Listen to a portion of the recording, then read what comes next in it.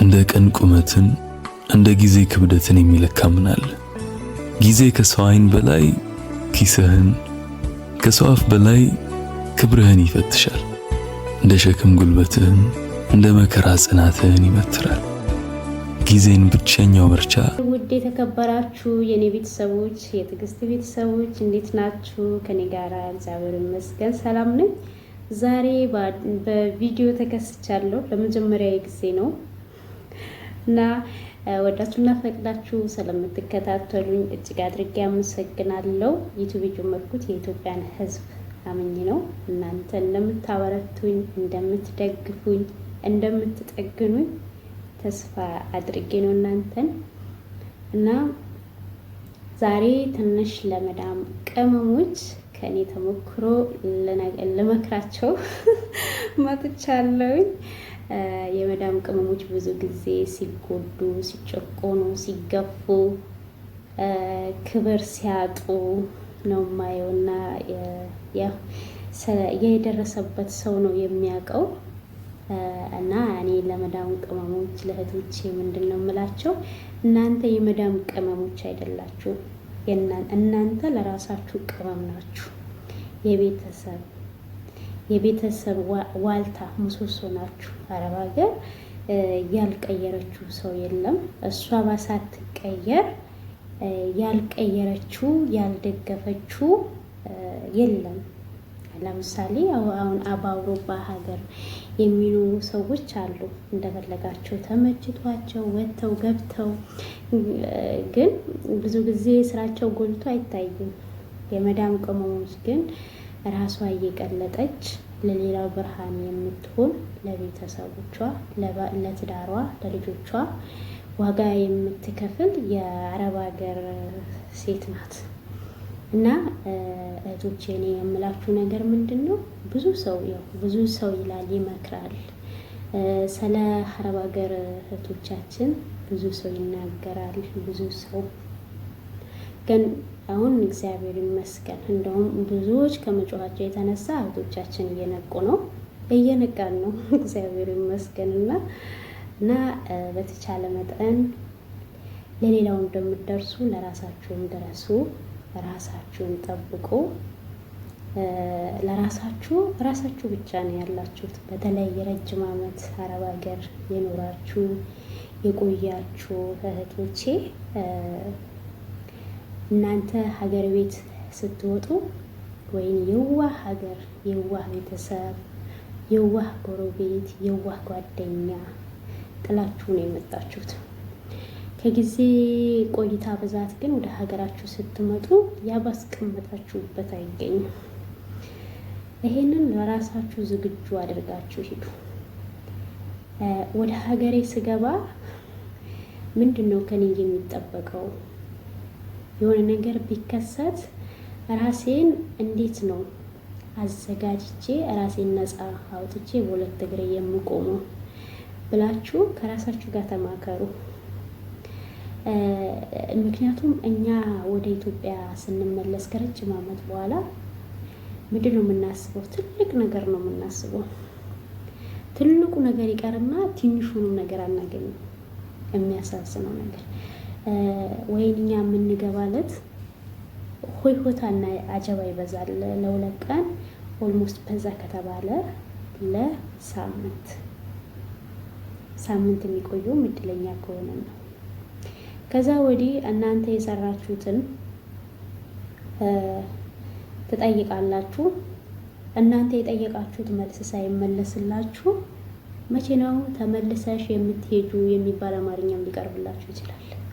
ካልጠበቃችሁት ሰው ማለት ነው። ያንን ለእናንተ መስማት ምን ያህል አይምሯችሁን እንደሚጎዳ፣ ምን ያህል አይምሯችሁን እንደሚሰብር እንግዲህ እናንተ ናችሁ የምታውቁት። ይህ ነገርም እንዳለ አውቃችሁ ራሳችሁ ዝግጁ አድርጋችሁ መጥፎ ነገር ቢከሰት በምንድን ነው መቋቋም? ምክንያቱም ብዙ እህቶቻችን አልመው አስበው የገቡበት ነገር ሳይሳካ ቀርቶ እጅግ ብዙ እህቶቻችን መንገድ ላይ ይወደቁ አሉ። እኔ ባይኔ ያየሁት ምን ሆና ነው እቺ ብላችሁ ስትጠይቁ የሚያሳዝኑ እህቶች፣ በጣም ለጋ የሆኑ ልጆች ህይወታቸውን ያልኖሩ ወይ ወንድሟ በሯን በልቷት ወይም ቤተሰብ እንደዚህ አድርጓት አናቅሽም ብለዋት አብዳ ነው የሚባለው የምትሰሙት። ይሄ ነገር እንኳን እናንተ ከቤተሰብ ተቀባይነት ባታገኙ ምንድነው ማድረግ ያለባችሁ? እንዴት ነው ህይወቴን ማሸነፍ የምችለው? ማለት የጠፋውን ነገር ያው ይከብዳል። አረብ ሀገር መታችሁ ማጣት፣ ኢትዮጵያ ስትገቡ አለኝ ብላችሁ ስትሄዱ የላችሁም ስትባሉ እጅግ ይከብዳል። ግን ቁጭ ብላችሁ ከራሳችሁ ተማክራችሁ ወደ መልካሙ ነገር ማሰብ የተሻለ ነው። አሁን ደግሞ የምትሰሩት በስራ ላይ ያላችሁ እህቶቼ ገንዘባችሁን ያዙ። አንደኛ ቤተሰቦቻችሁን ታጣላችሁ። ገንዘቡ ብቻ አይደለም፣ እናንተ በምትጠይቁ ሰዓት መልካም ምላሽ አታገኙ። የእውነት መልካም ምላሽ አታገኙ። እናንተ እድሜ ልካችሁ ስትለፉ ስትልኩ የኖራችሁትን እኛ ምን እናውቃለን? ለማን ልከሹ ወይ ለጎረምሳ ብልተሹ የሚባል ነገር ሊመጣ ይችላል። ይሄ ከአንድ የምታምኑት ሰው መስማት እጅግ ከባድ ነው። አይምሯችሁ ደንዝዞ ሌላ ሀገር ሌላ ራሱን የሆነ በጣም ከባድ ጭንቀት ውስጥ ትገባላችሁ። ድካም አለ። እዚህ ሀገር ያለ እረፍት ነው የምትሰሩት። ሀገራችሁ ስትገቡ ልታርፉ ነው የምትፈልጉት። ግን ደግሞ እናንተ ልታርፉ የሄዳችሁበት ሀገር ቤተሰብ የማያሳርፉ ነው ልታገኙ ትችላላችሁ። እና እህቶቼ ራሳችሁን ጠብቁ፣ ገንዘባችሁን ያዙ፣ ማንንም አትመኑ። በጣም ከባድ እና አስቸጋሪ ሁኔታ ውስጥ ካሉ እናት አባታችሁን እርዱ። እህቴ እየተማረች ነው፣ ግዴታ እሷን አስተምራለሁ፣ ወንድሜ እንደዚህ ነው እያላችሁ ለራሳችሁ ህይወታችሁን ሳትኖሩ ለማንም ዋጋ አትክፈሉ። ምክንያቱም ዋጋ የከፈላችሁለት ሰው እናንተም መልሶ ሲረግጣችሁ ሲገፋችሁ። ውዶቼ ስለዚች ሰለድመት እስኪ ዛሬ አንድ ነገር ልበላችሁ። አራስ ናት፣ ወልዳለች። መብሩክ ብያለሁ። የሚገርማችሁ ነገር ግን እግዚአብሔር አያል ነው። እቺ ድመት ያው አሁን ያለንበት የአየር ሁኔታ እጅግ በጣም ከባድ ነው ሙቀቱ እና እነሱ ደግሞ ከውጭ ነው የመጣችው እና እነሱ ምግብ ስለሚሰጧት አንደኛው ሰውዬ በጣም ስለሚንከባከባት ምግብ ሰጥቷት ምናምን እዛ ውጪ ነው የምታድረው የምትኖረውም። ግን በር ሲከፈትላት ምናምን ትመጣለች እና ሆዷ እየከበደ እያደገ ሲሄድ እቺ ድመት እርጉዝ ትሆናለች እና እቤት እንዳትገባ ጠብቂ ተብዬ ማስጠንቀቂያ በጣም ብዙ ጊዜ ነው የተነገረኝ። ግን ደግሞ እግዚአብሔር ልጆቿን ይትረፉ ሲላቸው እሷ ብልጥ ሆና እኒ ባላይ ማንንም ሰው ባላያት እዚህ ክፍል ውስጥ እንግዲህ ገብታ ወልዳ በወለደች በሁለተኛው ቀን ነው ያገኘናት። ምንም ማድረግ አይችሉም እንግዲህ አውጥተው አይጥሏት። አንደኛ አይናቸው ያው ቶሎ አይገልጹም እንደሚታወቀው ጫጩቶቹ ጫጩት ነው የሚባሉት ወይስ ምንድነው የሚባሉት? ምን ማድረግ እንችላለን አሉ። ምንም ማድረግ አይችሉም። አሁን እዚሁ ጋር እየተንከባከብናት ነው። ልጆቿን ውጪ ብትወልድ ኖሮ ፀሐዩ በጣም ከባድ ከመሆኑ የተነሳ በህይወት አይገኙም ነበረ። ግን ብልጥ ሆነች። ሁላችሁም ልክ እንደዚች እንደድመት ብልጥ ሆናችሁ መኖር ነው ያለባችሁ ላለውኝ። ውርዬ ውሮ በጣም ጨዋ ድመት ናት፣ ደስ የምትል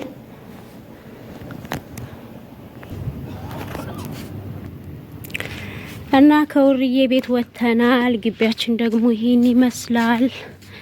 እስኪ እዚህ አካባቢ ያላችሁ ኢትዮጵያን ካላችሁ አለን በሉኝ።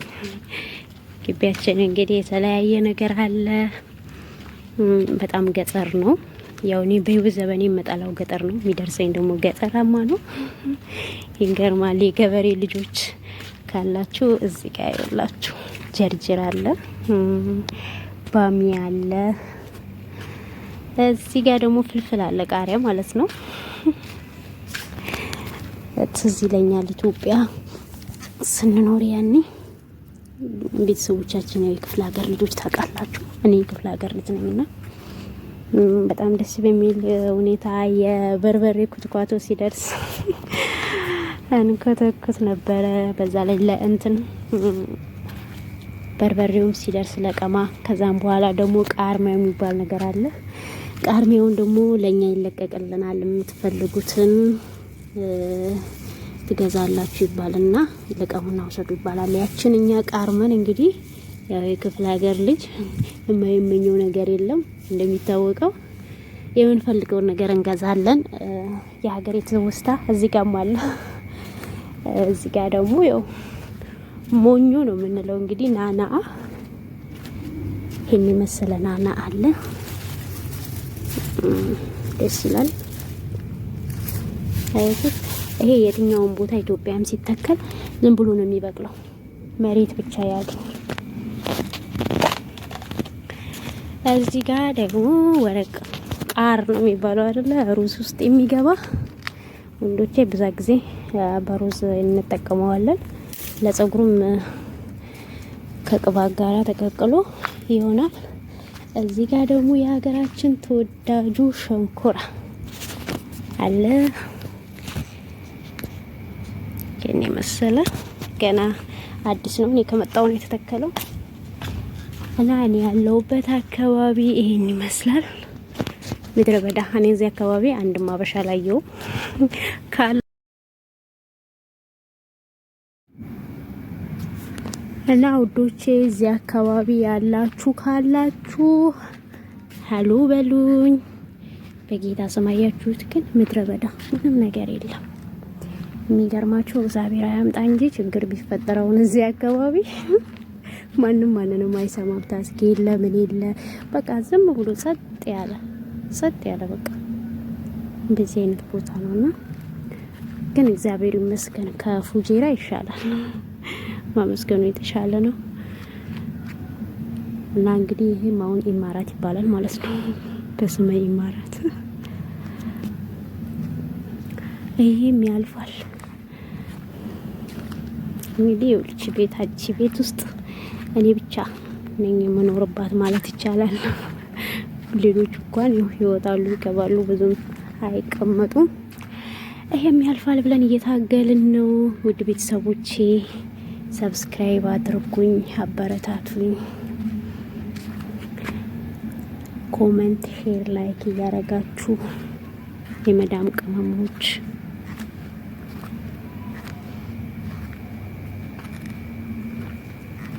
ግን ደስ ይላል። ርጭ ያለ ያኔ ጫጫታ የማይወድ ሰው ካለ እንደዚህ አይነት አካባቢ ላይ ደስ ይላል። እኔ የሚገርመኝ የዚህ ሀገር ግቢው ስፋቱ በመብርሃን በጣም ትልቅ ነው። ከበስተጀርባ ራሱ ያለው ሀገር ነው እና ስለነበረን ቆይታ በጣም እጅግ አድርጌ አመሰግናለሁ። ሰላም ሁኑ። በሌላ ቪዲዮ እስከምንገናኝ ቀጣይ በምግብ ቪዲዮ ነው የምመጣው እና